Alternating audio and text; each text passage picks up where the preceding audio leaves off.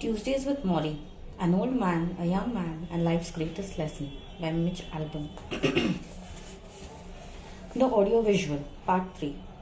The Nightline crew came back for its third and final visit. The whole tenor of the thing was different now.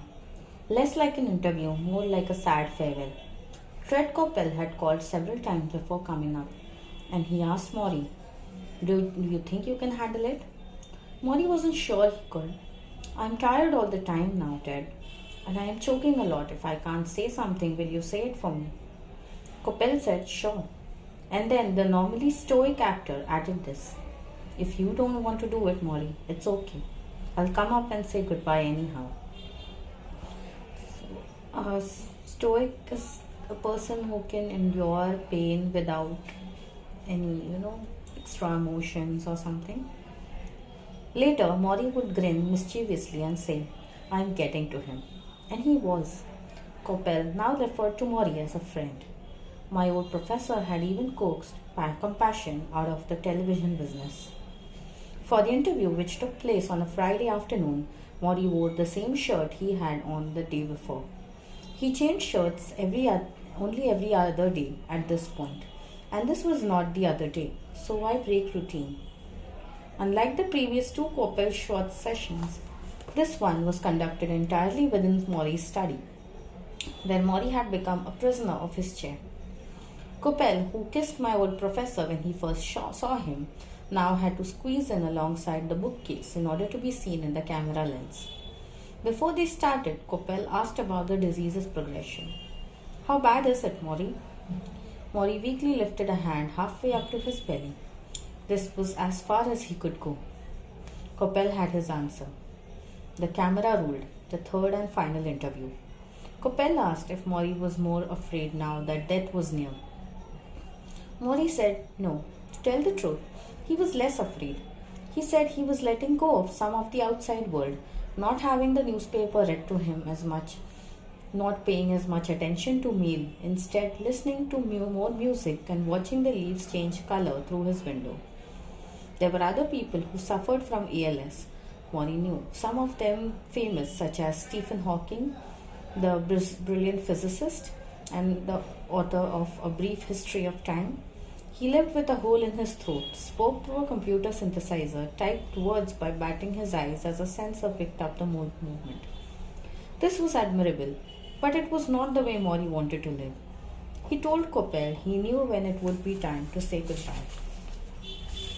"For me, Ted, living means I can be responsive to the other person. It means I can show my emotions and my feelings, talk to them, feel with them." He exhaled. When that is gone, Morrie is gone. They talked like friends, as he had in the previous interviews. Coppell asked about the old asswipe test, hoping perhaps for a humorous response. But Morrie was too tired even to grin. He shook his head. "When I sit on the commode, I can no longer sit up straight. I am listing all the time they have to hold me. When I am done, they have to wipe me. This is how far it's gotten." He told Coppell he wanted to die with serenity. He shared his latest aphorism: "Don't let go too soon, but don't hang on for too long." Coppell nodded painfully. Only 6 months had passed between the first Nightline show and this one, but Morrie Schwartz was clearly a collapsed form. He had decayed before a national TV audience, a mini-series of death. But as his body rotted, his character shone even more brightly. Towards the end of the interview, the camera zoomed in on Morrie. Coppell was not even in the picture. Only his voice was heard from outside. And the anchor asked if my old professor had anything he wanted to say to millions of people he had touched. Although he did not mean it this way. I couldn't help but think of a condemned man being asked for his final words. "Be compassionate," Morrie whispered, "and take responsibility for each other. If we only learned those lessons, this world would be so much a better place." He took a breath, then added his mantra: "Love each other or die."